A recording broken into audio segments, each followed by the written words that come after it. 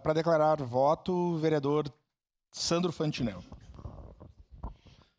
Senhor presidente, queridos colegas, eu me manifesto nesse momento aqui, digo que fico bastante contente, né, das colocações do vereador Cláudio Olibardi e a vereadora Rose, que falaram, principalmente a vereadora Rose, que disse não adianta perseguir, querer prender o usuário de droga, que tem que prender o traficante, porque o traficante está lá no apartamento, está não sei...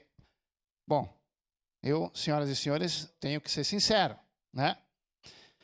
Que esse nosso presidente atual do Brasil, ou aquele que virá em 2026, façam uma grande gentileza para a nação brasileira, peguem o seu Airbus, vão até El Salvador e peguem umas aulas com o jovem presidente Nayib Bukele, que transformou o país mais perigoso do planeta no país mais seguro das Américas, sem matar ninguém.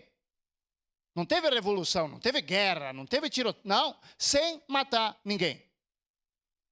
Um jovem que transformou, repito, o país mais perigoso do planeta no país mais seguro das Américas. Então eu espero que o nosso atual presidente e o próximo que virá, que peguem seu Airbus e vá lá pegar umas aulas, porque eu acho que é isso que está faltando. Aí nós vamos terminar com o tráfico nesse país. Voto sim, senhor presidente.